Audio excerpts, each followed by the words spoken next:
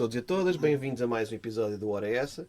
Hoje temos aqui um repetente, quem não estuda é assim. Olá Luís, diz lá bom dia às pessoas. Bom dia, pessoas.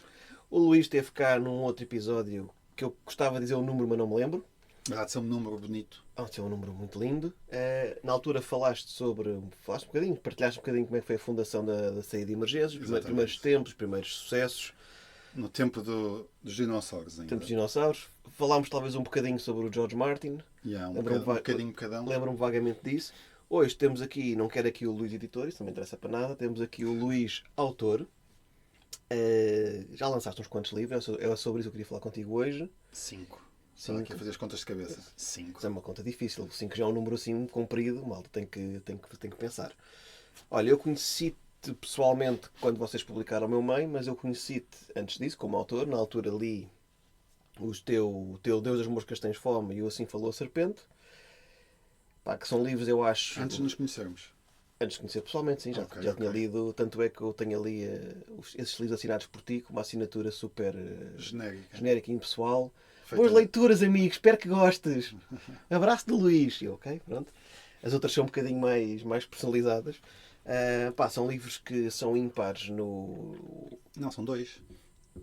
São pares, fantástico. Estas piadas de pais que eu cada vez gosto Agora mais. também és pai, tu compreendes. Eu já fazia isto muito antes de ser pai. Eu já faço este tipo de humor uma alma velha. Chamado humor requentado, pai, desde os 10 anos. Mas então, estavas a falar sobre o Benjamin Tormenta. Benjamin Tormenta. São livros que não há grande... Não dá para equiparar com outros no plano de literatura nacional. Eu lembro na altura que já me falámos na altura do episódio. Eu andava e estou sempre atento ao vosso catálogo, portanto, quando apareceu, que chamou a atenção, deve ser um autor português, ok, a capa gira. E quando comecei a ler, depois do momento de o que é isto, isto é muito bom. Primeiro estranhaste. Estranhei porque não estava habituado a ler aquele tipo de livros, é uma linguagem mais cuidada, muito queirosiana, se calhar. Mas se calhar é mesmo. É mesmo? É trabalhosamente propositado. Era uma das perguntas que ia fazer, para não estar respondido. Não, e foi algo que quando eu acabei senti-me, sim senhor, grande livro. Boa. Pronto.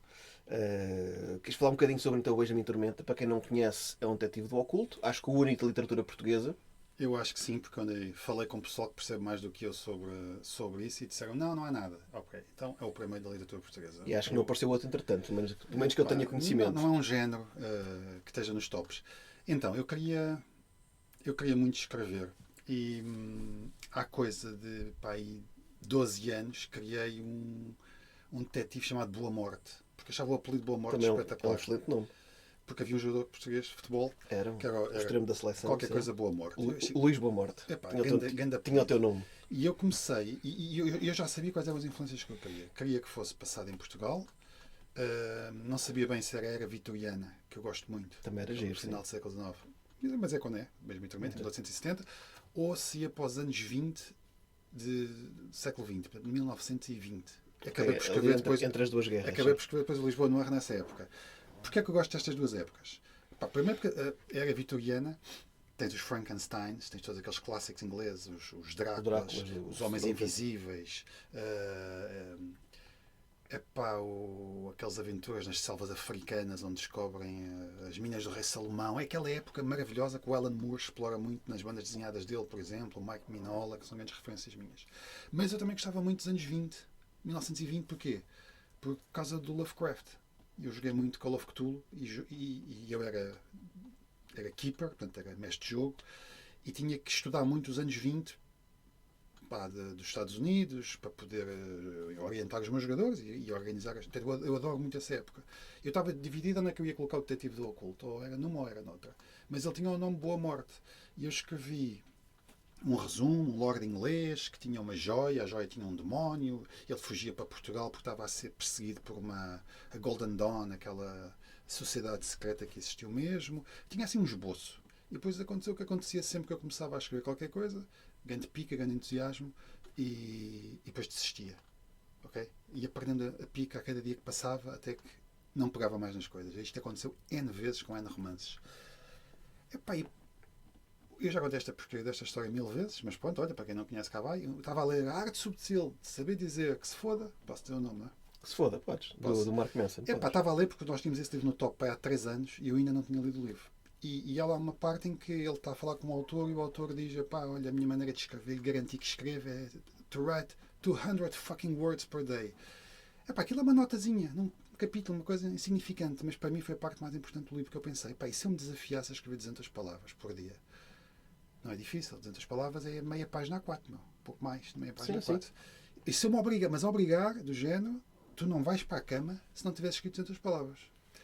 E eu fiz isso durante uma semana, custou para caraças, foi arrancado a ferro a certa altura. Eu maldizia a minha vida, mas ao mesmo tempo eu também queria cumprir o compromisso.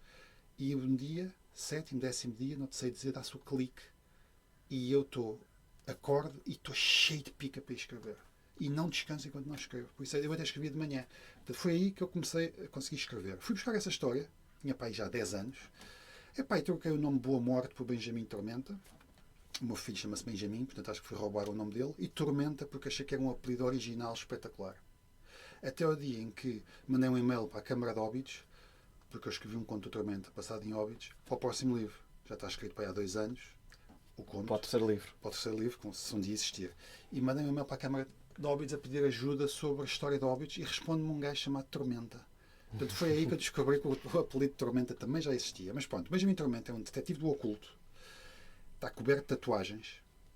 Ele não se lembra de ter feito as tatuagens, mas as tatuagens parecem ter sido feitas ao longo de muitas décadas e há quem diga séculos, o que parece aparentemente impossível. A memória dele recua umas décadas, mas não recua muito mais do que isso. E ele está possuído por um demónio que está preso pelas tatuagens. O demónio é execrável. Eu lembro de ver uma crítica de uma rapariga no Goodreads, disse que não conseguiu ler porque o demónio era horrível, que era machista. Como é que se chama aquela expressão daqueles homens que odeiam mulheres e acham que as mulheres são... uma expressão para isso. Depois podes editar e cortar este tempo todo. Sim. Estás aqui à procura da palavra. Tu à procura, claro tem que dizer o raio da palavra, meu. Se não é sigma, porra. Sim, estamos a é um machista puro no sentido de não, mas são perigosos. São perigosos, grupos, sim. Dizem mal das mulheres e... eu agora não avanço enquanto não descobri o nome. São... Temos que avançar, homem. Não, depois cortas isso, pá. Bem, vou-me lembrar quando não precisar. Exatamente, que acontece sempre. E ela estava indignada porque ele era machista. Ele não é machista, aquele demónio é machista, é racista, é até um demónio feminino, que depois descobres só mais tarde. Sim. Mas é uma criatura horrorosa que vive há 6.000 anos, é um demónio sumério, é Lamasto, que está preso no corpo do Tormenta. E apesar de ser um demónio imortal, pelo facto de ele estar preso dentro do corpo do Tormenta devido às tatuagens que lhe pintam a pele, o demónio morre se o Tormenta morrer. Se o Tormenta levar um tiro na cabeça e cair para o lado, o demónio morre. Ou seja, uma criatura imortal morre. Portanto, aquilo é uma prisão. Tu descobres, o Tormenta foi a prisão que arranjaram. Alguém arranjou para prender o Lamasto. Portanto, o Lamasto não pode deixar o Tormenta morrer, apesar dele odiar o Tormenta.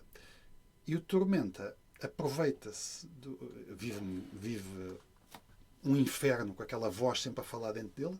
Ele só consegue calar aquela voz bebendo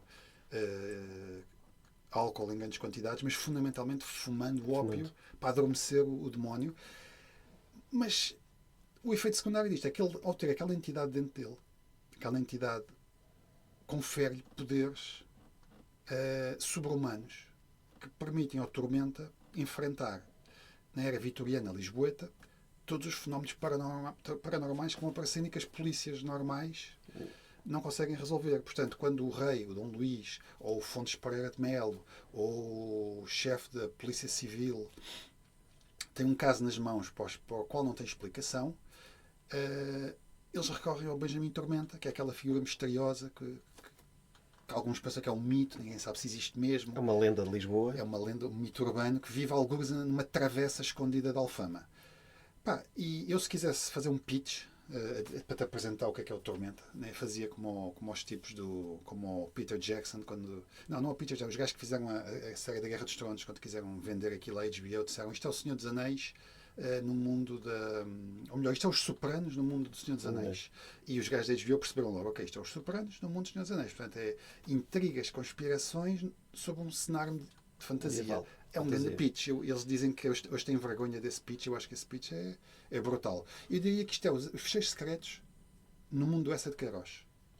Okay? Lisboa queirosiana, com descrições queirosianas, toda a escrita do livro trabalhosa para caraças, porque eu tentei reproduzir um pouco o estilo queirosiano, descritivo, copiei passagens com algum humor e sarcasmo. Também. E o Lamasto funciona também como aquele elemento cómico, porque ele, na sua maldade e crueldade e maneira porca de falar, ele tem humor. Acaba por ter É uma personagem das que eu gosto mais, é uma personagem que não se vê, está dentro do corpo do Tormenta, mas as verborreias do que só o Tormenta é que demónio, ouve. exatamente. E no livro tem uma letra diferente. Todos os pensamentos, as falas do Lamasto têm uma fonte distorcida, meia desfeita. Sim, Que tem que dar os parabéns à paginadora que tratou disso. Só o Tormento é que ouve. Agora imagina o que é. Tu estás 24 horas por dia a ouvir aquela voz esganiçada que tanto pode soar a uma criança, a uma velha, a uma mulher, a um homem, que está constantemente a azucrinar-lhe a cabeça e ele passa o dia a fumar ópio. E para arranjares aqueles impropérios todos, aquilo parecia uma espécie de Capitão Haddock versão adulto. Tens que andar à procura. Sim, é que tens ali uns. Eu lembro perfeitamente de estar a ler já ali há uns anos, mas estar a ler os livros. Tens ali alguns insultos de alto calibre e que não se ouve na rua. Daí o Haddock tinha os filisteus e tinha assim, uns muito giros também.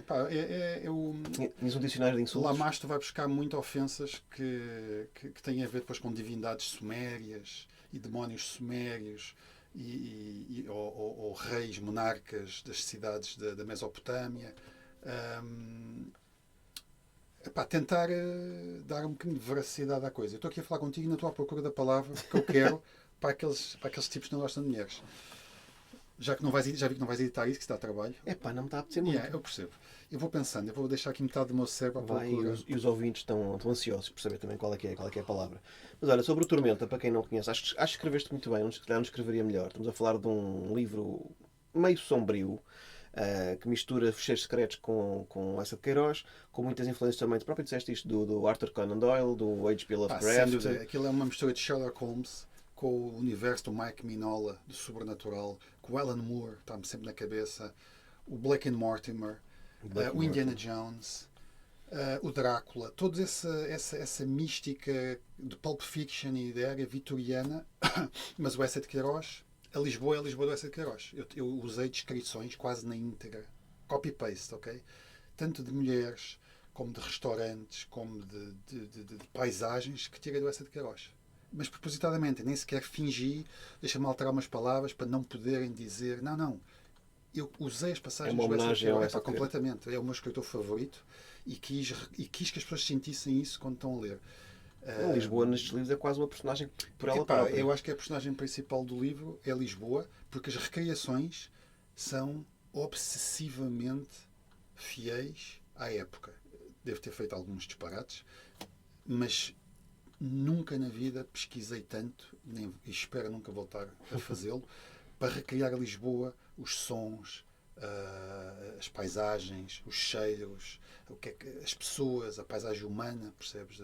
Porque era uma Lisboa difusa, os galegos, que eram uma espécie daqueles faz tudo, descalços, sabes, com uma corda ao ombro e tanto te transportam uma mensagem como te ajudam a mudar um piano de uma casa para outra, teres as costureiras, teres aqueles dandies todos de monóculo e o charutinho a passear no chiado, as dançarinas ou as cantoras da ópera ou dos cabarés,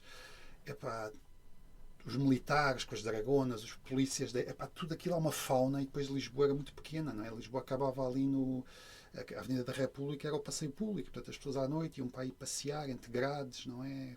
No meio das árvores, para mostrarem os fatinhos. A Lisboa era pequena, Chiado, a Baixa, Pombalina, as zonas pobres de Alfama, Moraria, do Castelo, de Alcântara. Adorei, e durante 3 anos o meu maior prazer era pesquisar Lisboa, alfarrabistas, livraria, as feiras do livro, tudo o que tivesse a ver com aquela época. E pus tudo nos livros. Eu ia-te perguntar isso porque nota-se um trabalho de pesquisa sobre Lisboa, e não só, mas neste caso concreto sobre Lisboa muito grande. Não veio.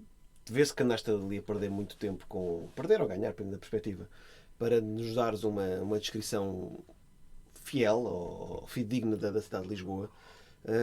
E eu acho que conseguiste uma coisa que é difícil, que é, pelo menos eu quando estou a ler, eu estou sempre na minha cabeça, inadvertidamente, estou sempre a imaginar aquilo que está a ser dito pelo autor do livro. Pá, eu imaginava muito bem a tua Lisboa na minha cabeça, como acontecia se calhar com os livros do Essa também. E acho que num livro que é de ficção e é de fantasia, não é? Estamos a falar de monstros e de É uma demónios. fantasia urbana, um horror. Eu acho mesmo uma pessoa que possa estar a ouvir isto e pensa, epá, não, eu não. Parece interessante a parte da descrição histórica de Lisboa, mas eu detesto monstros e fantasias, etc. Eu acho que, apesar de tudo, a parte fantástica do teu livro, é dos principais pontos, digamos assim, mas mesmo uma pessoa que possa não gostar tanto de fantasia, eu acho que pode gostar muito da parte do Deus das Moscas Tens Fome e do Assim Falou a Serpente, para esta também para esta vertente mais histórica da coisa. Tu vais pegar em figuras históricas reais que viveram naquela altura, aliás, o S é um dos personagens depois também, não é? Exato. E consegues integrá-las no universo do Tormenta, ou se quiseres ao contrário, integras o Tormenta, que é uma figura fictícia, numa Lisboa e num Portugal, depois vais para fora de Lisboa também noutros contos. Já agora dizer isso que acho que é importante, isto é um conjunto de contos, os livros, não é? Mas tem um arco narrativo comum. Sim. Ou tens que ver isto como um conjunto de contos interligados ou como um romance em partes. Comercialmente, como uma pessoa mais se sentir mais confortável. comercialmente é melhor. Isto é um romance em partes. É como se fosse uma série de televisão em que cada episódio tem uma história contida. Mas as histórias estão todas interligadas. Sim, e tem uma continuação lógica e se influenciam-se umas às começas a ler pelo último conto, podes não perceber muita coisa. Perdes muito. Portanto, aquela coisa de que às vezes as pessoas dá um bocadinho, acho eu, uma certa desconfiança com os contos. Eu não gosto muito de contos, prefiro livros completos. Ok, mas o teu caso, e cá os outros livros, não são contos todos separados ou desgarrados, não, os personagens são as mesmas. É por isso é que eu digo, é um romance, uma série, sim, um romance em uma série de partes. televisão. Eu podia ter eliminado os separadores dos contos. Epá, e punha a primeira parte, a segunda parte, a terceira parte, Sim, e chamava de romance. E se calhar já ninguém reclamava por ser contos, é verdade. Mas não, sim, é verdade, há um pouco um preconceito quanto aos contos, mas eu acho que não senti isso neste livro. Senti um pouco o que tu dizes, que as pessoas viajaram para aquela Lisboa e para aquela época, porque esse é o meu objetivo, é que o livro seja uma espécie de um bilhete de viagem que leva para tu viveres a experiência daquela época, só que depois acrescento o sobrenatural, mas em toques não excessivos, para que isto possa também ser lido com gosto por quem gosta de um romance histórico ou para quem gosta de um policial. Eu acho que vai gostar da narrativa. Quem gosta de fantástico, de fantasia urbana, de horror também, porque isto é uma mescla de géneros que eu acho que a composição ficou equilibrada. Tenho tido feedback muito bom e pronto. Olha, tu além de gostares de ler, tens outros meios de entretenimento. Aliás, tu próprio te intitulas orgulhosamente como um nerd. Eu também. Sim, hoje em dia. Achas que o teu gosto por videojogos, por jogos de tabuleiro, pelo D&D, influenciou também o Tormenta? Já sabemos que temos os Fecheiros Secretos, o Essa de Queiroz, mas pelo menos eu quando li os teus livros, depois quando vi, o autor gosta de videojogos, gosta de jogos de tabuleiro e gosta de D&D. Não me espantou nada, porque Sim. ali parece que há ali muita coisa que se vai buscar este tipo de universo e de mundos. Sem dúvida que o Call of Cthulhu, que é um role-playing game tradicional de lápis e dados, inspirado na obra de Lovecraft, que se passa fundamentalmente nos anos 20, 30, mas depois há muitos spin-offs que se passam hoje em dia, que se passam na era vitoriana, que se passam na Roma Antiga, mas pronto, diria que a edição principal passa-se nos anos 30 do século XX. Esse tipo de aventuras, tipo monstruosidades, o Cthulhu mitos, portanto, aquela mitologia de monstros do Lovecraft, isso influenciou muito. E depois todo aquele prazer que eu tenho pela grande aventura quando leio o Blake and Mortimer.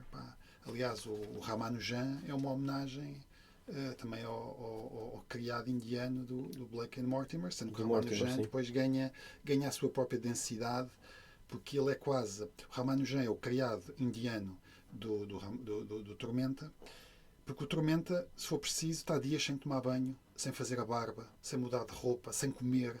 O Ramanujan é quase uma mãe para ele, ou um irmão mais velho, porque certifica-se que ele come, certifica-se que ele faz a barba antes de sair, certifica-se... Veste bem, acho que lembro de haver muitas se ele sai de dia, tem que pôr a roupa do dia, e se sais à noite, tens que pôr a roupa de noite, porque naquela época os cavalheiros De dia estavam com o fato claro, luva branca, à noite vestiam já um fato, um casaco mais escuro, toda a toalete mudava. E o do Ramanujan leva muito a sério e ele tem até a importância do chapéu no segundo volume. Sim. Por exemplo, há um livro em que o Ramanujan é a personagem principal e ele anda pelo Chiado, nas lojas, e ele explica, não é, na cabeça dele, Depois é seguido, não sei porque, está a lembro-me ser disso. seguido, Sim.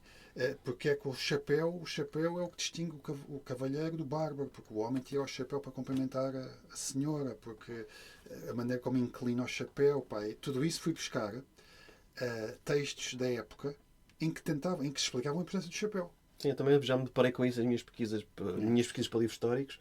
Pois essa parte histórica eu acho que é muito interessante. Ahm, Outra coisa que eu achei interessante quando li o teu livro e os próximos a seguir, tu costumas sempre convidar outros autores. Uhum. Fizeste isso no primeiro Tormenta, no segundo também acho que sim. Sim, Depois também fizeste no Lisboa Noir. sim. Pá, que eu acho que é interessante. Primeiro é um simpático, né, de convidar alguém para escrever no mundo que tu criaste. Mas porquê que tu. Não é, depois não é muito comum, acho eu. Não costumas ver aí muitos livros com Não, autores convidados. eu fui buscar a ideia aos universos partilhados dos anos 30 do século passado, portanto há 100 anos. Sim, que havia um personagem que depois havia vários autores Tinhas a aquelas trabalhar. revistas Sim. de ficção de pulpa, não é? Pulp Uhum. Fiction, Weird Tales, onde apareceu o Conan, onde o Lovecraft escrevia, onde apareceram muitas daquelas personagens emblemáticas do Fantástico, em que havia universos partilhados. Por exemplo, o Robert E. Howard, que é o criador do Conan, escreveu muitos contos Lovecraftianos, com o Cthulhu Mitos do Lovecraft. E havia até personagens que eram escritas por um pseudónimo, e esse pseudónimo pertencia a 4 ou 5 autores, todos eles a escrever histórias para aquela personagem e depois assinavam com o mesmo pseudónimo. Pá, eu acho isso fascinante. E então, todos os livros de contos que tenho, já são 4, sendo que são romances em partes, atenção, tem sempre um autor convidado. Portanto, no primeiro, isto é uma vergonha, mas eu não vou lembrar o nome da autora. Eu hoje devia ter tomado aquelas medicações para a memória, sabes? Um bocadinho de. Também não lembro o nome do medicamento. No segundo foi o Luís Filipe Silva e depois nos dois Lisboa Noirs, no primeiro foram 2 autores convidados, foi a Sónia Louro, foi um autor brasileiro, Uhum. o Gerson Lodi Ribeiro, pá, 2 contos muito giros e tenho feedback muito positivo a esses contos. E depois, no segundo Lisboa Noir, tive um conto do Pedro Catalão Moura, porque o Luís Filipe Silva se atrasou a entregar o conto dele, porque ele ia ter um conto passado em Espanha. Espanha, que faz parte do Império Português no Lisboa Noir, não é? Já lá vamos ao Lisboa Mas Noir. ainda estamos no Tormenta. Não, eu acho isso interessante. Primeiro porque nota-se a voz diferente do autor e depois dos convidados. Mas isso não é necessariamente mau. Até permite ter uma perspectiva diferente dos universos que tu crias. Lá está, achei que é interessante estar aqui a realçar isto, porque não é algo que se veja muito nos nossos livros, no nosso mercado. E, por exemplo, E pode-se fazer mais, porque faz sentido, não é? A Anabela Natário, que foi a autora convidada do primeiro livro da Tormenta. O estilo dela chocou um bocado com o meu estilo. Eu gostei da história, mas ela escreveu uma história sobre o Tormenta. E muitos leitores estranharam. Eu senti isso. Já no segundo volume, Assim Falou a Serpente, o conto do Luís Filipe Silva não é sobre o Tormenta. É outra personagem a falar sobre o Tormenta, mas é outra personagem. Portanto, ele aí foi muito esperto, porque a escrita dele não pode ser comparada à minha, porque é uma carta que ele tem lá. Ele não usou um personagem teu, no fundo, não é? Não. Foi uma solução muito gira. Foi? Foi uma solução muito gira. Eu acho sinceramente que não me lembro de todos os contos convidados, mas acho que enriquece. Por exemplo, agora eu tenho mais recente, que é o do Lisboa Noir 2, que é do Pedro, escreveu um conto giro que se passa no Porto. Pá, enriquece o livro. Eu acho que é um mecanismo interessante que é pouco usado cá em Portugal e que se calhar podia ser mais. Se eu continuar com contos, vou sempre querer convidar um autor. Pode ser tudo o próximo, pá. Não queres que isso venda bem, pá? Se houver um terceiro Tormenta, que eu já tenho 2 contos escritos, que já escrevi para aí há 3 anos. São para aí 100 páginas já. Portanto, 1/3 do livro, já está. Um conto que se passa em Óbidos e outro conto que se passa na Moraria, com os fadistas, que é muito importante a cultura dos fadistas, que eram os chulos, e das cantoras de fado, que eram as prostitutas. Para essa cultura muito daquela época, e recria isso, e depois está ligado à família real. Eu acho que o conto está engraçado.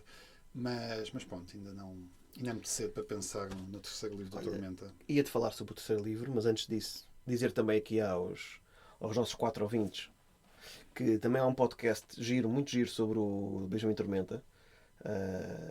Que não me lembro quem é que o narrou, mas lembro na altura de ter gostado do livro, depois apareceu o podcast Ah, também, sim, uma espécie de ouvi, audiolivro. uma espécie de audiolivro. Sim, sim.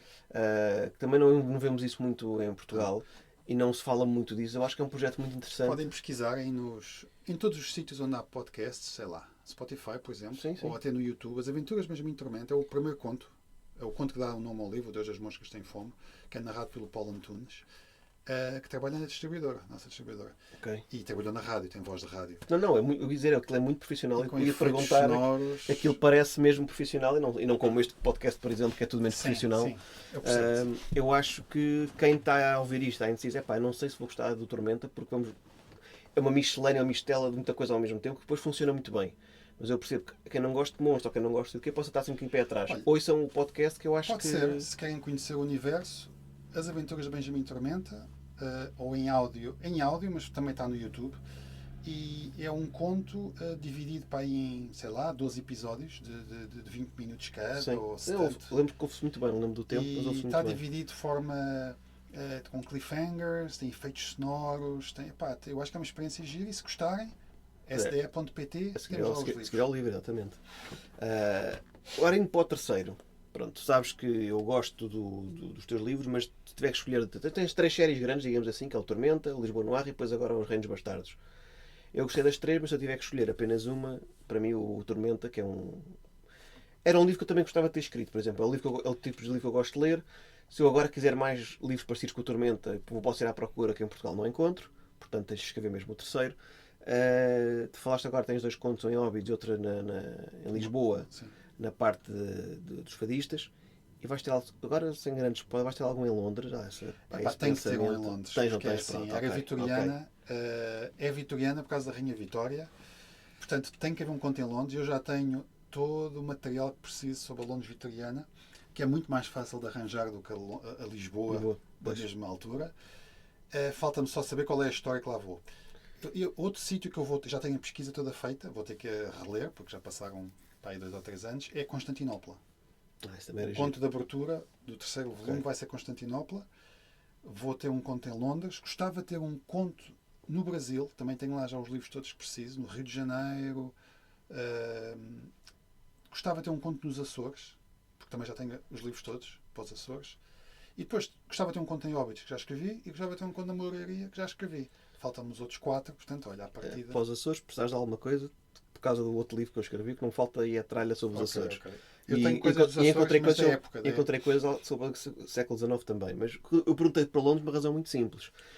Uma das coisas que eu gosto nos teus livros, e neste do Benjamin Tormenta em particular, é esta mistura entre o Tormenta, ficção e realidade, e tu às vezes vais ali buscar coisas que podem passar, e se calhar algumas passaram despercebidas, mas podem passar despercebidas à malta que pode ler mais distraída ou que não conhece a cultura toda europeia da altura.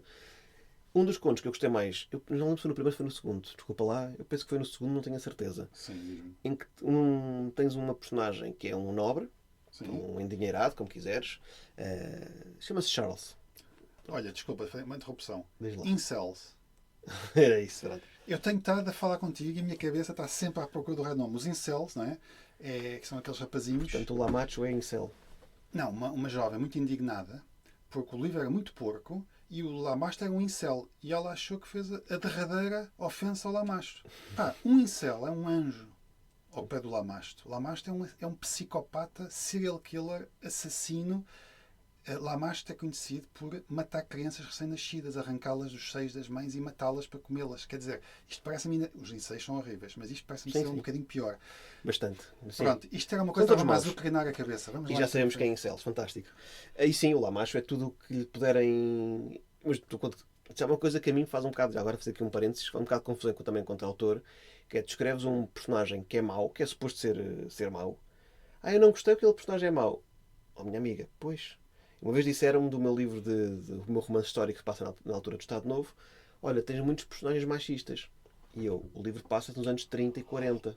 Infelizmente... Era a minha preocupação quando criei o Ulisses Garcia. Infelizmente, naquela altura, Felizmente as coisas hoje mudaram, não tanto como deveriam, continua a haver muito machismo, infelizmente, mas anos 30 e 40 em Portugal era assim que acontecia. Pá, eu quando escrevo um romance histórico, ou quando tu queres recriar a Lisboa do Estavas a século fazer uma XIX, má recriação exatamente, se, se não metesses... se o Estado Novo ou tivesse uma sociedade exatamente com os mesmos valores de hoje em dia. Por isso é que eu não Pois, percebo, por exemplo, a perseguição, perdia o valor histórico, não é? a perseguição ao Lovecraft. Era racista o Lovecraft. E era, Epá, mas... todos os que lhe chamam de racista, se vivessem em Providence como ele e fossem descendentes das velhas famílias inglesas, todos estes que falam, acusar o Lovecraft de ser racista, eram racistas.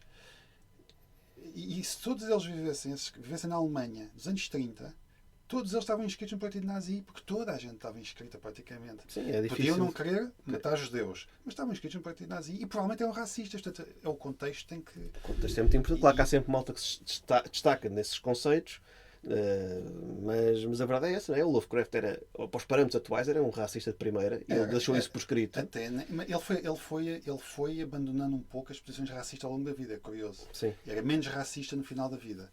Ele casou com uma mulher judia, por exemplo. Mas quando é que acabou a segregação racial nos Estados Unidos? Se quiser ser muito...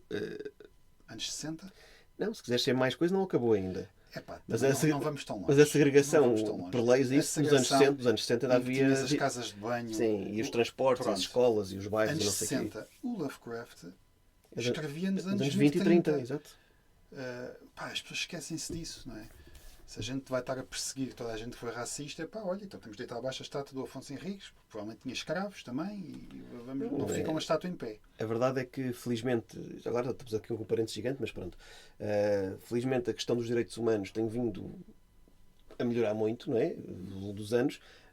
Mas disseste uma coisa certa, nos descobrimentos. Nós hoje, à lei dos valores atuais, nos descobrimentos cometemos muitas atrocidades que na altura, infelizmente, eram corriqueiras. Não querendo ser polémico, mas sendo, sim.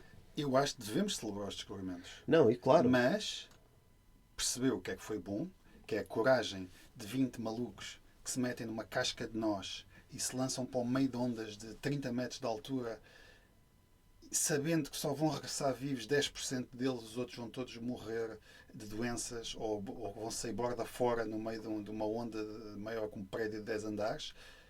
Isso tem que ser admirado.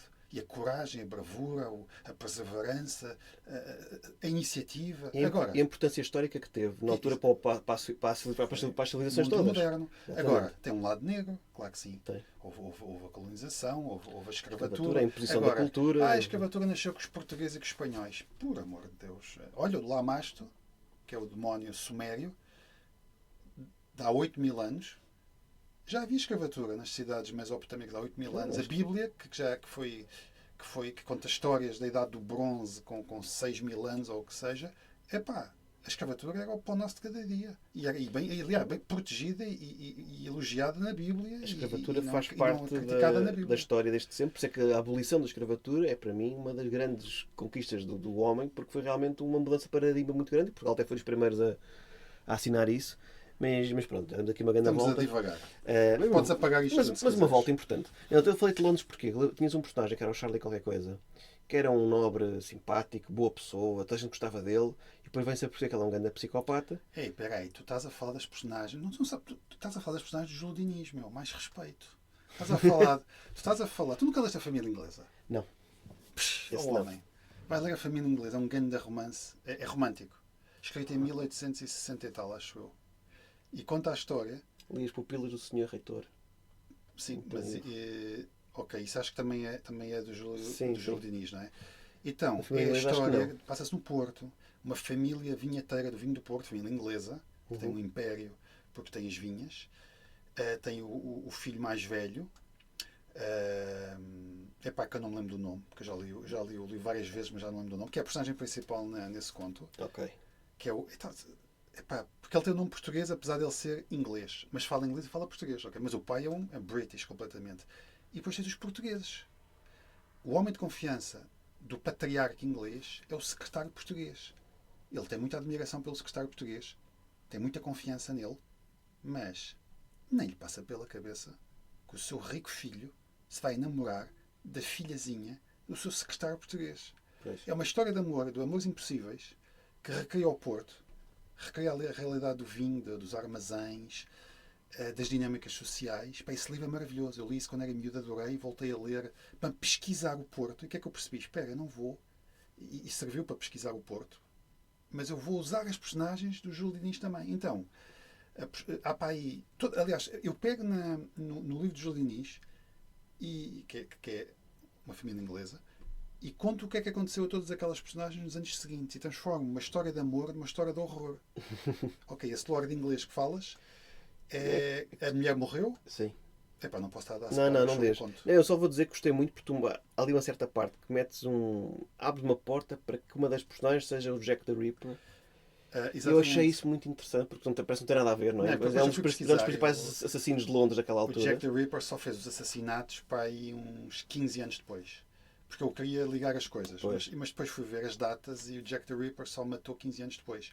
Pá, mas isso não impossibilita que no final do conto haja uma nota É que ele vá para Londres e depois faça aquilo. que diz que o Tormenta, 15 anos depois, foi atrás daquele indivíduo a Londres. Era esse conto que eu queria. Numa altura em que foram mortas várias prostitutas e tu percebes pela nota que aquela personagem do conto do Tormenta daqui a 15 anos era o Jack the Ripper. Esse contador chama-se... eu não vou lembrar o nome do meu próprio conto. Qualquer coisa da mulher gorda. A mulher gorda que sussurra. A mulher gorda que sussurra passa-se no Porto, 1874, provavelmente. Recria o Porto com a mesma fidelidade de Lisboa. Eu li imensas coisas sobre o Porto, encontrei imensas coisas a descrever o Porto todo. Acho que até foi mais fácil que Lisboa, curiosamente. Mete os armazéns do vinho, mete a Torre dos Clérigos, mete as casas dos órfãos, rapazes, raparigas, mete as famílias inglesas e pega nas famílias, nas personagens de Júlio Diniz e dá-lhes uma outra dimensão. Torna-as. O que aconteceu depois da família inglesa? Olha, aconteceu a mulher gorda que sussurra, que é uma história de terror. Eu gostava imenso que alguém que tenha lido o livro Uma Família Inglesa e depois tenha lido o meu Tenha feito a ponto. me tenha dito, Não fui eu, desculpa. ou que tenha percebido sozinho, isto é personagem da família inglesa. Ou então que tenha lido e me diga, porque nunca aconteceu. Já vi gente, olha, vou ler a família inglesa, fiquei com curiosidade, mas não sei se depois fizeram a ligação e disseram, olha, isto encaixou muito bem, porque eu anotei tudo da família inglesa. O que é que os personagens pensavam uns dos outros, o que é que diziam pelas costas, os acidentes que aconteceram, para poder fazer referência àquilo tudo. É aquela obsessão. É um easter egg, ou ovo de Páscoa. Completamente. Uma homenagem ao Júlio Diniz, que também não é o Essa de Queiroz, mas é um grande escritor. É mais difícil de ler, talvez um bocadinho mais antigo também. Mas sim, não sei dizer que seja mais antigo. Portanto, para terminar, Benjamin Tormenta é um livro... São dois livros muito diferentes e originais no panorama literário português.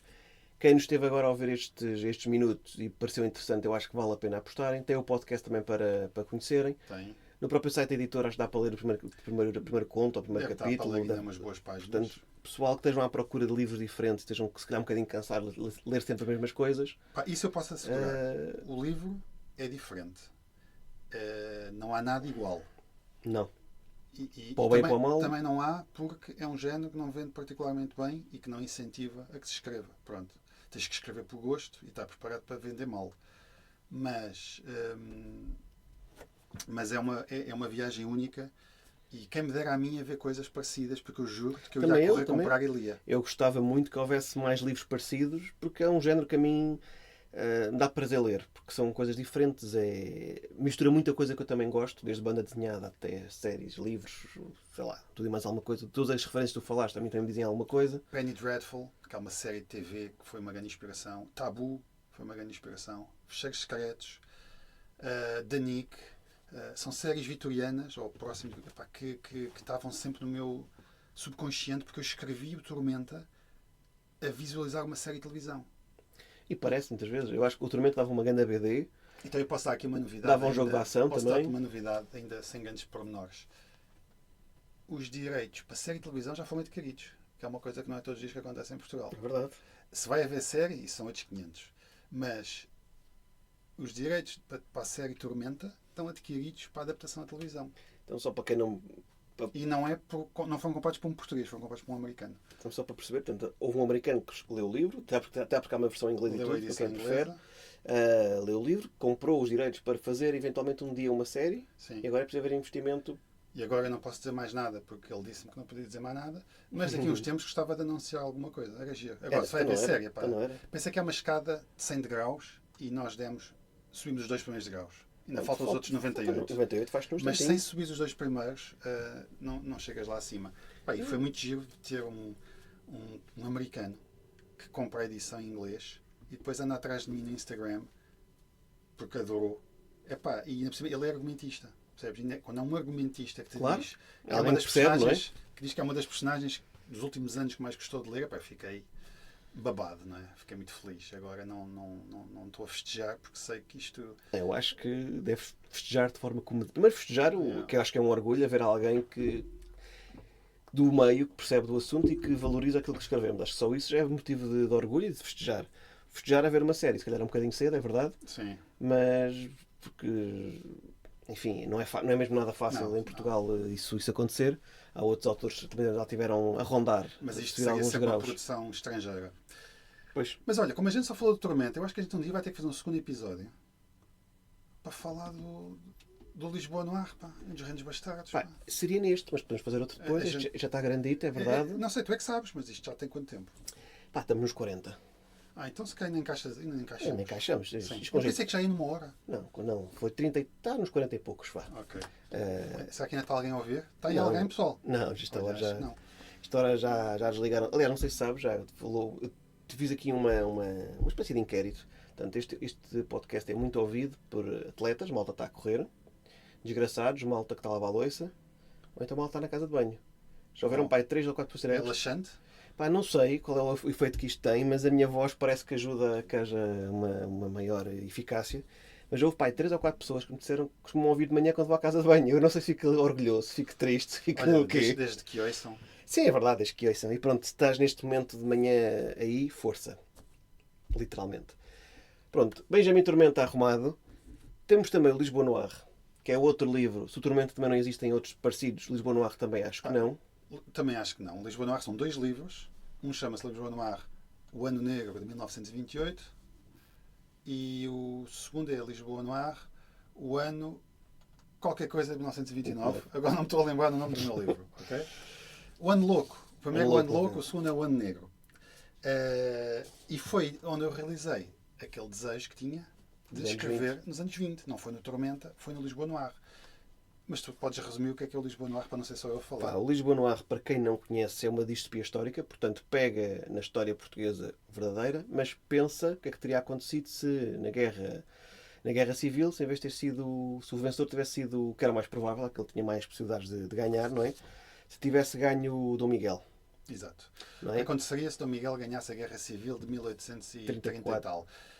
E Dom Miguel tinha o apoio da maior parte dos militares, tinha o apoio da maior parte do povo. Tinha um exército maior, não era? Tinha o apoio da igreja. Epá, e na verdade, tinha a legitimidade para ser rei. Quando o Dom Pedro não tinha qualquer legitimidade, porque tinha dado independência à colónia do Brasil. Portanto, um indivíduo que vai dar o grito do Ipiranga, que é ser o imperador do Brasil, esquece. Não tens mais direito a Portugal. Mas não, portanto, e eu não sou miguelista, atenção. Eu prefiro que tenha ganho Dom Pedro. Sim. Mas o que aconteceria se Dom Miguel ganhasse? E o que acontecia se depois... É o não é? Destas distopias que eu acho muito interessantes sempre. É o ICE. É o que teria acontecido. O que teria acontecido. E se o que acontecia é que Portugal mudava completamente. E Lisboa virava uma Nova Iorque, cheia de arranha-céus, dirigíveis nos céus, portanto, Zeppelins, uma indústria poderosa, um exército invencível. Epá, e Portugal virava uma espécie da Grã-Bretanha da altura dos Estados Unidos. Uma das maiores potências do mundo. E porquê? Isso tem que estar explicado porquê, não é? É só porque sim? Não. É porque todas as políticas que Dom Miguel fez eram diferentes de todas as políticas que se fizeram desde Dom Pedro em diante. Porque nós já vamos no Dom Miguel terceiro ou quarto. Portanto, já se passaram... Sim. Isto é quase 100 anos depois. Quase 100 anos depois da Guerra Civil. 34, o Lisboa são 28 e depois 29, são quase 100 anos depois. Não é o mesmo Dom Miguel, se bem que no final do segundo tu metes lá uma informaçãozinha. O que acontece é que o Dom Miguel, quem chamam o pai da nação, Morreu, depois veio o filho dele, Dom Miguel II, morreu, depois veio o filho dele, Dom Miguel III, e vamos a caminho de Dom Miguel IV.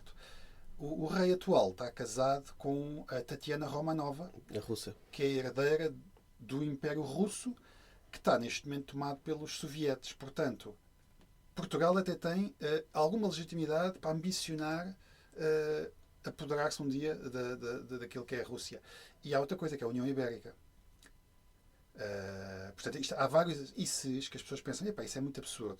Dom Miguel nunca podia ganhar. Não, fazia todo o sentido Dom Miguel ter ganho. Essa parte era mais provável até. Exatamente. O que tu pensas depois a seguir... Espantoso foi Dom Pedro ter ganho.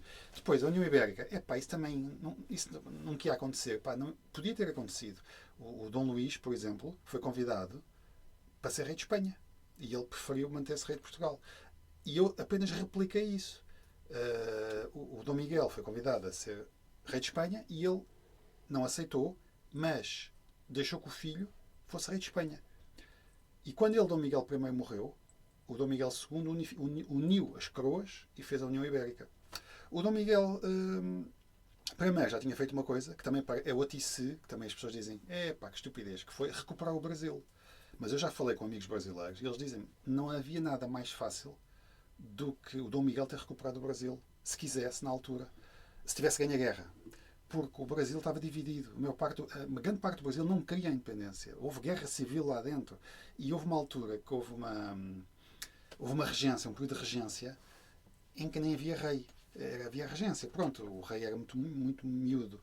Epá, se Portugal tivesse atacado em força ao Brasil, recuperava a colónia. Portanto, o que aconteceu nesta Lisboa Noir é um Portugal que tem um império poderosíssimo, que inclui Espanha, as colónias espanholas, portanto o Saara espanhol, Cuba, as Filipinas, inclui todo o Império Português, desde África até às Índias, e inclui o Brasil também como terceiro reino. São 3 reinos. Portanto, os 3 reinos é o Império Português. Pá, e porquê é que eu chamei Lisboa Noir? Perguntas-me tu. Pergunto-te, porquê escolheste Lisboa Noir? Porque foi um working title, mas que eu achei que podia capturar um bocadinho o que eu queria transmitir, ou os sentimentos e as influências que estão no livro, que é ordem cronológica. Para já a ficção de polpa dos anos 30, que isto são contos também de aventura, com detetives, com heróis, portanto é um pouco a ficção de polpa dos anos 30. O cinema noir dos anos 40, porque tem detetives, com casos bicudos, com a ventoinha no teto do gabinete, aquela coisa mesmo do hard-boiled detective. Epá, e também com os cómics dos anos 60. Portanto, é uma influência de todo o início do século XX que eu tento condensar depois nos contos e nas personagens que... Contos, tal como no Tormenta, também são todos seguidos, ou seja, a história também há uma linha comum e tem-se ler os contos por ordem para se perceber. Tens que ter por ordem. Pronto, eu no Lisboa Noir gosto muito vamos chamar-lhe do setting, gosto muito do que tu... Acho que a ideia é muito original, não é? O que é que teria acontecido em 1834 e como é que esses acontecimentos, de uma mudança drástica numa guerra civil, como é que estaria Portugal quase 100 anos depois? Portanto, temos um Portugal que é uma potência mundial. Até disseste Lisboa é Nova Iorque, não é? Sim. Portanto, Nova Iorque compete para igualar a Lisboa, é o sonho de Nova Iorque. Portugal é uma das grandes, ou o Império Português é uma das grandes potências do mundo, se não a maior do mundo. Mas não mete só a grandiosidade e só coisas magníficas. Temos Lisboa, e depois Lisboa má, ou Lismá, como tu chamas, não é? Onde temos a pobreza, temos a corrupção, temos as dificuldades todas. Do outro lado do Rio Tejo, desde as praias da Caparica praticamente até ao Barreiro, são 10 km de favela. Exato. Onde tem todos aqueles a quem o sonho português deu um pontapé no rabo. Portanto, imigrantes que vêm da Ásia, das Filipinas, brasileiros, angolanos, europeus, judeus, russos que fugiram dos sovietes, e que não têm capacidade de estar na Lisboa, na margem norte, e vão para a Lismá, na margem sul, e aquela favela cresce de forma descontrolada, e algumas das personagens vivem lá, ou vão lá, ou têm aventuras lá. É o espelho negro da Lisboa. Esse é outro dos pontos que eu acho que... Já te falaste dos teus influências, eu acho que é muito giro, porque realmente nos personagens tens um bocadinho de tudo. Tens o detetive, que é o anão, que eu acho que é esse personagem que as pessoas mais gostam, que é o tal Luís Garcia. Eu tentei que ele fosse, como tu dizias e muito bem, quando escreveste o teu livro, ele é Um retrato da época, não é? Convém. ele é machista e diz coisas machistas, diz coisas racistas, diz coisas homofóbicas. E eu, a certa altura, quando estava a escrever, pensei: epá, eu acho isto divertido, porque isto há um lado caricato nisto. E é o contexto, claro. Pessoal, e é o contexto. Mas se calhar vou ter pessoal a tentar cancelar, a tentar me chatear por causa disto. Epá, e olha, as miúdas, podiam ser aquelas que queixavam-se mais, adoram o Ulisses Garcia. Entraram no humor dele. Porque o Ulisses aquilo é humor, porque ele não. Porque eu acho que o que é importante são as ações, não é? E o Ulisses é um cavaleiro andante com palmo e meio, porque ele salva. É preciso dizer que ele é um detetive. É um detetive. Não é do oculto, neste caso. Não, é um detetive tradicional, daqueles que têm um gabinete com a porta de vidro martelado, a dizer Ulisses Garcia, detetive privado, a ventoinha a rodar, o móvel do whisky, a cadeira dele do outro lado da poltrona, tem o diploma dele com a licença concedida para ser. Portanto, é mesmo clássico detetive, só que ele é um anão. Que é uma coisa curiosa. Para fugir de tiros dá jeito. Exatamente. Para o resto, se calhar, Dodge tem uma para o resto, se calhar não tanto. Não, e ele é uma pessoa que é um herói, no sentido em que, quando é preciso, aparece. E que mesmo estando com o couro em risco, ele mete a cabeça no cepo se for preciso. Para mim, isso é que é um herói, não é? Claro, depois tem um sentido de humor refinado ou apurado, que pode não ser do gosto de toda a gente. Mas o pessoal tem tido um feedback muito bom. O pessoal ri-se imenso com a personagem. E acho que é a personagem favorita da maior parte das pessoas a quem eu perguntei. Sim, percebo perfeitamente. Mas para além do Luís, depois tens um conjunto de personagens muito diferentes e interessantes. E quase todas femininas, por acaso. Desde a jornalista, São 3 à femininas, Petra Mil Homens. Diz? São 3 homens, que é o Ulisses Garcia, o detetive. É o Sem Pavor, que é um é uma super-herói. espécie do Batman daquela Lisboa. É um super-herói com os seus segredos. Quiseste homenagear os cómics e Sim, essa foi uma cultura grande- toda dos anos 30, não é? Sim, mas muito lusitano. Há montes de segredos. E a terceiro personagem é o Carrasco, que é um louco que consome drogas pesadas, drogas secretas do governo. E que a missão dele é matar todos os criminosos de Lisboa. Portanto, ele é uma espécie de Punisher da Marvel. É um justiceiro drogado. E depois tens 3 personagens femininas. Tens a escritora de Pulp Fiction, que é a Sara Lubeira, que escreve só com pseudónimos masculinos, porque a época não aceitava bem que uma menina se pusesse a escrever aquele tipo de coisas. E ela ainda claro. por cima é filha do chefe da Polícia Civil. Portanto, ela tem mesmo. Nem o pai sonha que ela escreve. Depois tens a Petra Mil Homens, que é uma atração de um freak show. Aqueles circos que hoje em dia, graças a Deus, já não existem, mas que tinham o anão, o gigante, a mulher barbada, as irmãs siamesas, tinham tudo o que era mutações. E ela está lá porque ela é muito forte e dá tarefa em tudo. É a Petra Mil Homens. E a terceira é jornalista do Diário de Notícias. Lana Bronze, que é uma homenagem à Lois Lane da Marvel, da DC, do Super-Homem. São 6 personagens que se interligam nos contos. Sim. A história dela interliga-se, totalmente no segundo, acho eu, que é quando Sim, cada vez mais. se interligam todos, ou quase todos. E eu acho que tu, na tua Lisboa Noir, Noir é um bom título, porque Lisboa, Portugal é o império gigantesco, mas há muita corrupção, há muitos jogos de bastidores. Há um sindicato do crime. Exatamente. Há um príncipe que também não bate bem. Há um príncipe que é psicopata, que é o futuro Dom Miguel IV. Que é sempre bom, não é? Temos um rei que faz aquilo que aparece ali. E eu... É daqueles livros que leio muito bem, muito rápido. E... eu gosto muito no teu Lisboa Noir das tuas homenagens a muita coisa que eu também gosto. E nota-se que tu, quando escreveste estes Lisboa Noir, aquilo deu-te gosto de certeza. Deu porque eu gosto muito de toda aquela temática e tudo aquilo que eu homenageio, que vou buscar da minha infância, da minha adolescência e não só. Mas dá-lhe uma alma lusitana nesta Lisboa alternativa. Tens o Falcão Lusitano, tens assim muitas revistas. Vê-se que houve um cuidado teu até com documentação e com coisas que aparecem nos livros, com artigos das revistas que a Lubeira escreve. Sim. Até meteste uma história dela, não estou em erro. Sim.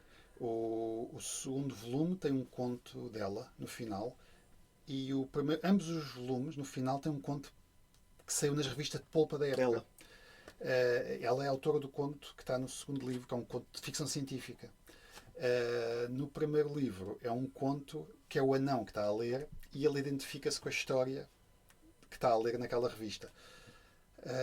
Também lá está, eu acho que é um bilhete que te leva, neste caso, para uma Lisboa que nunca existiu, mas que eu acho que consegue recriar na cabeça de quem lê Sim, aquela sim. cidade que nunca existiu. Bem, depois os personagens, aqueles 6, tens 3 masculinos, não tens nenhum que é um herói de espada e cavalo e que vai ali. São todos personagens muito diferentes. As femininas são 3 personagens muito fortes, com personalidade muito forte e que, de certa forma, se calhar têm problemas naquela sociedade da final dos anos 20 por causa disso. Então é um livro que vale muito pelo palco, pelo cenário, mas muito também para estas 6 personagens que deram de certeza muito trabalho a desenvolver. Não são personagens que façam tudo bem, digamos assim. Não são heróis que fazem tudo bem. Não, essa é uma coisa que eu aprendi com o George Martin. O que tive que desaprender ao ler o George Martin é que não pode haver o bem e o mal no livro. É. Ou o bem tem sempre. O bem não pode ser perfeitinho, Não não pode é? ser perfeito. Senão é O bem horrível. tem sempre que ter também um lado negro. E os vilões acham sempre que estão a fazer o bem. Nenhum vilão acorda de manhã, eu sou o rei do. Não, ele acha sempre. Tens uns quantos assim na história, mas A maior os parte- melhores vilões são aqueles que acham que estão a fazer o bem. Eles Exatamente. acham que estão a Para fazer. eles aquilo é Eles certo. são os heróis das suas histórias, não é? Exatamente. Portanto, todas as personagens são meias acinzentadas, mas claro que há heróis e há vilões. E tento que seja emocionante, e tento que seja um page turner, e tento que tu pares de ler um conto e te queiras lançar ao próximo para saber o que é que vai acontecer.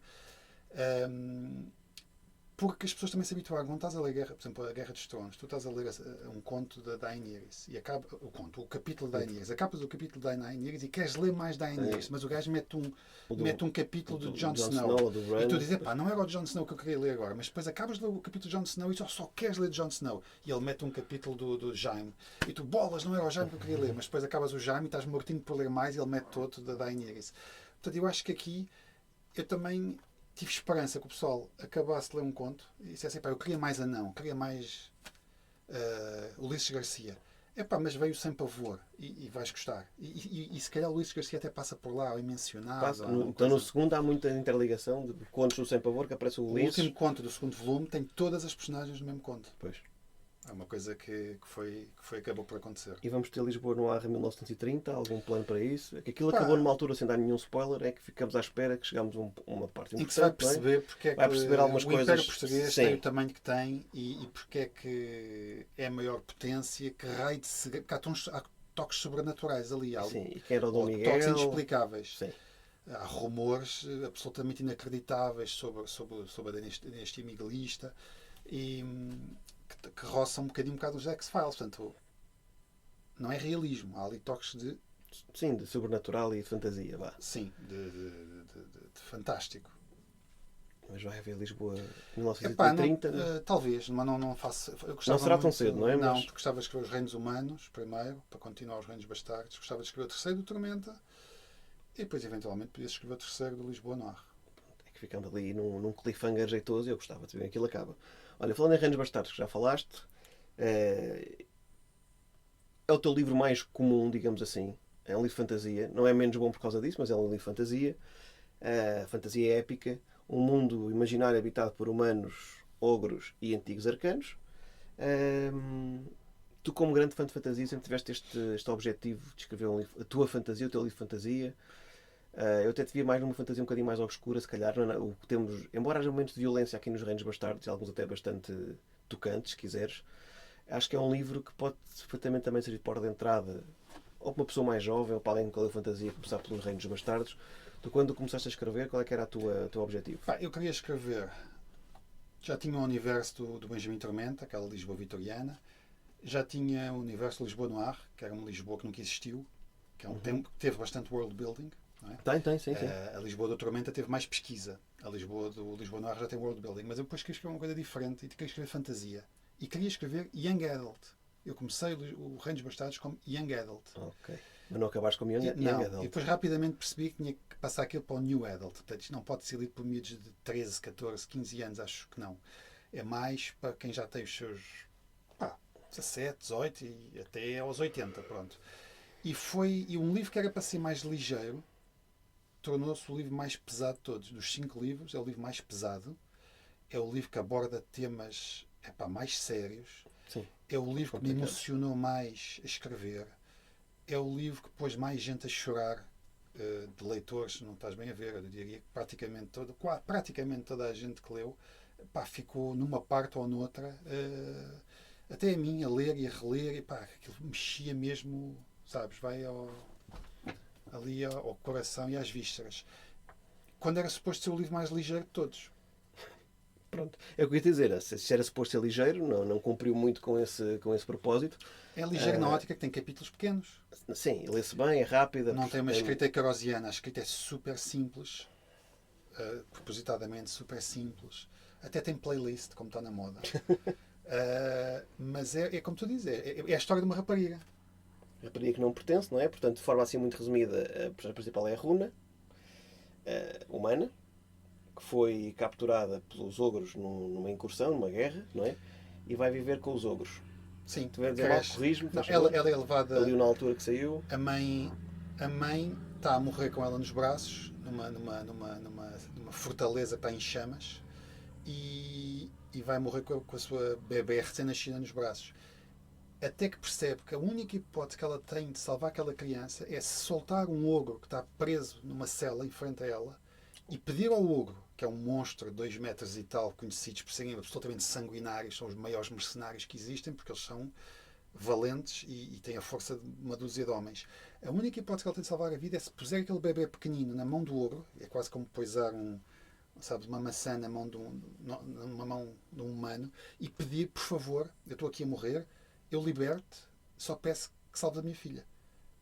E ela morre sem saber se o ogro salva a filha ou não. Epá, corta e passas para uma runa que já tem uns 6 ou 7 anos e vive nos Reinos Bastardos, que é um território de tribos ogro, onde percebes que o ogro, estou aqui a spoilers, pá, mas isto é o primeiro capítulo. Sim, sim, sim. O ogro na sinopse, abraçou muito a sério a missão de criar aquela miúda, porque os ogros, apesar da sua selvageria toda, eles têm um código que é a dívida de sangue. Se eu devo a minha vida a alguém, a minha vida pertence àquela pessoa. E a vida dele, na cabeça dele, pertencia à mãe da miúda. Porque a mãe da miúda soltou. Se não soltasse, ele ia morrer soterrado nas catacumbas daquela masmorra.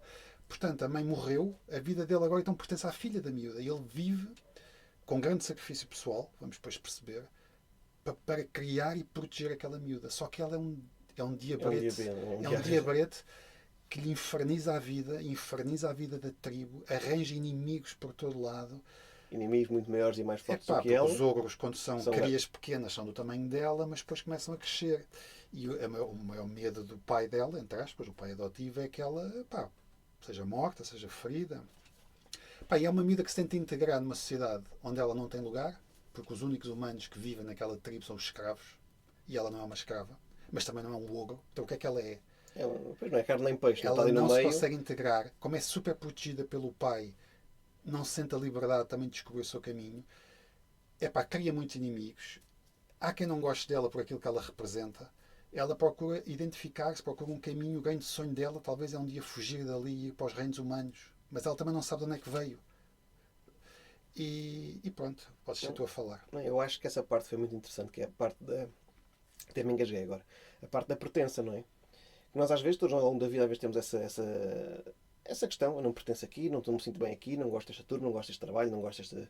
Temos ali acho que, não sei se foi propositado ou não, temos uma pessoa, uma personagem principal, com uma personalidade bastante forte, que nota-se que está em sofrimento ao longo do livro, porque não sente-se bem, mas também não se sente bem, gosta muito do pai adotivo, mas tem uma revolta muito grande com ele, muito grande, porque também não sabe bem a origem dela, talvez ele nunca tenha contado como é que ele a recebeu, e ela não encontra o seu lugar. Uma criança, um adolescente que não encontra o seu lugar, está em constante revolta.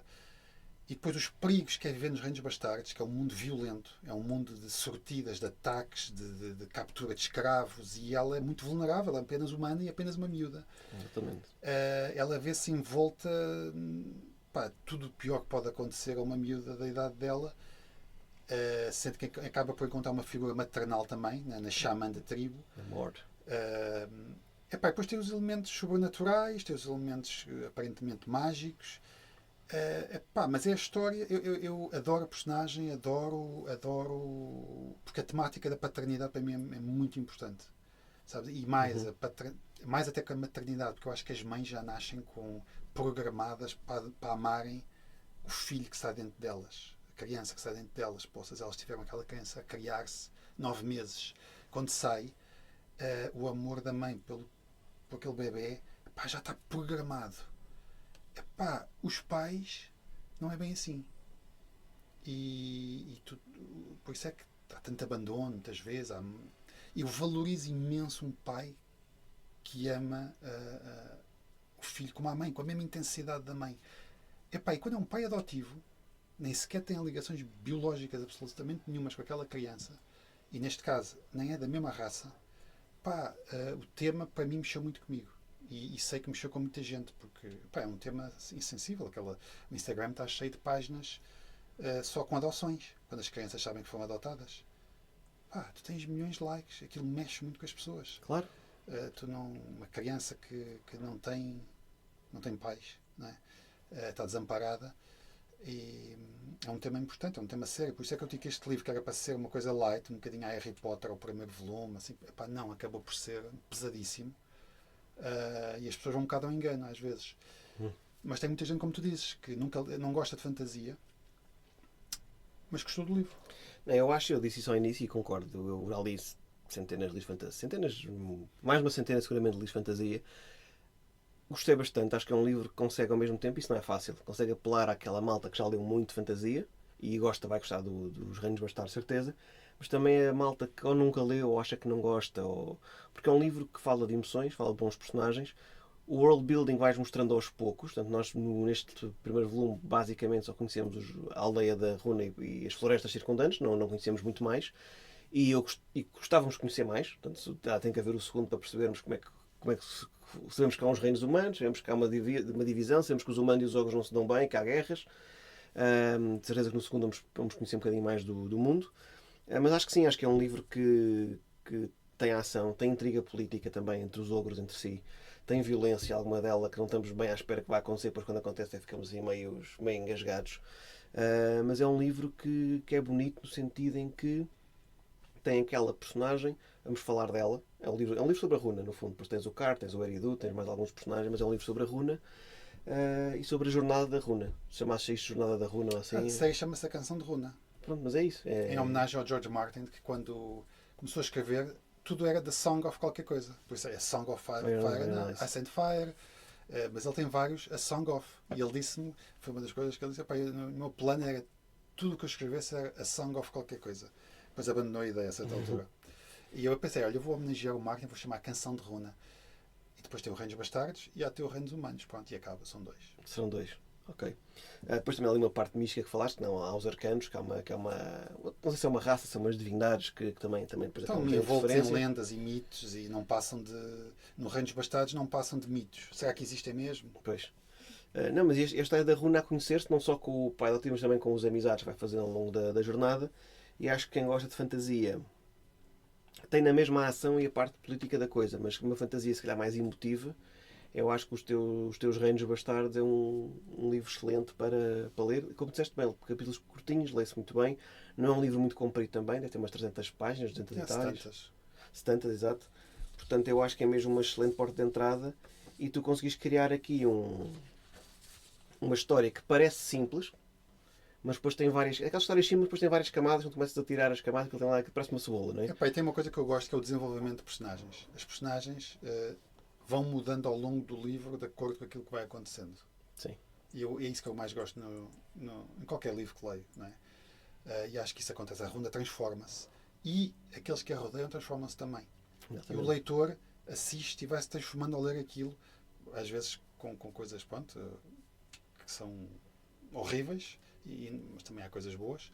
E pronto, agora tenho que pensar o que é que vou fazer no segundo, que não faço puta ideia. Viva a honestidade. Não, o segundo, já trocámos aí umas ideias, eu acho que tens todo um mar de possibilidades à tua frente. O mal é esse. Pois, às vezes é um mal é esse, é verdade. Mas eu acho que será fantástico para quem gostou deste primeiro, num segundo, poder conhecer os reinos humanos e poder perceber um bocadinho melhor das dinâmicas que existem entre o mundo dos ogros, porque estão separados, porque é que estão em guerras. Eu acho que há muita coisa que pode ser abordada e de certeza que vai ser mais um grande livro. Portanto, pessoal, malta que gosta de fantasia, eu acho que Os Reinos Bastardos é um dos excelentes livros de fantasia portuguesa, que já há vários. Epá, é dar uma oportunidade. Luís, não sei se quer dizer mais alguma coisa sobre Acho que já nos os teus alongámos bastardos. demais. Se calhar, talvez um bocadinho, sim. Portanto, para breve vamos ter outro Tormenta, vamos ter a continuação dos Reinos Bastardos. Acho que está Se Deus ótimo. quiser, sim, está nos Se planos. Deus quiser, amém. Olha, obrigado por teres vindo. Obrigado eu pelo convite. Acho que foi longo, mas proveitoso. Espero que alguém tenha ouvido até ao fim. Quem ouviu até ao fim, faça like. Pá, acho que nem a Isabel vai ouvir até ao fim. Eu Que é vou a minha pedir à senhora. Natasha. Pronto, pelo menos essa. Sim, pelo menos temos alguém que usa até ao fim. Olha, obrigado por teres vindo. Acho que é sempre interessante receber-te e acho que tens aquelas duas facetas, quer a faceta de editor, quer agora também de escritor. Tens obras que eu acho que. Certo, tu vais mesmo de encontro aos meus gostos. Só te falta lançar uma ficção científica e uma fantasia assim mais negra, tipo a Campanha Negra. Pensa nisso, É o Glenn Cook. desse género. Pá, e quero Eu Lisboa gostava que o Reino dos Humanos fosse um bocadinho. mais Glenn Cook. Porque nós pensamos que a selvageria está nos ogros e depois vamos descobrir que a humana não é melhor. A humana é mais refinada, é mais violenta, se calhar de outra forma, né? Uma forma assim mais cobarde. Essa era a ideia, uma das muitas, que está nesta sopa confusa e baralhada que eu tenho na cabeça quanto ao segundo volume. Pronto, esperamos que essa sopinha venha a ser servida rápido. Luís, pá, obrigado pela terceira vez. Grande abraço. Obrigado eu, grande abraço. Despete aí da malta. Pessoal, muito obrigado para quem ficou a ouvir e para quem tiver curiosidade sobre os livros, vão ler os excertos na nossa página, por exemplo. E o que vos posso prometer são viagens diferentes. O meu objetivo nunca foi escrever coisas parecidas com outras, é oferecer algo diferente. É um risco dos diabos. Claro que é, claro que é. E é legítimo o pessoal não gostar, como é óbvio. legítimo, claro que sim. Mas é diferente. E é mais para um nicho, mas quem lê, regra geral, sente que fez uma viagem diferente. E acho que a leitura, se é sempre a fazer a mesma viagem, para estar sempre a ler o mesmo livro, só com personagens com nomes diferentes, é um desperdício. A leitura, nós temos que experimentar coisas diferentes, arriscar coisas diferentes, experimentar. É como a comida. Tens que experimentar de tudo, todas as origens, porque tu vais adorar coisas que nem sonhas. Se calhar até vais adorar pernas de rã e carne de cão. Carne de cão, eu não. duvido. Caracóis, por exemplo, as minhas filhas adoram isso e babam-se a comer caracóis. A mim mete-me um nojo diabólico. Mas acho que devemos experimentar um pouco de tudo. E na literatura também. Portanto, olha, boas leituras, pessoal, e continuem a ouvir o Hora é Essa. Obrigado por ouvirem e olha, beijinhos e abraços para todos. Sejam felizes.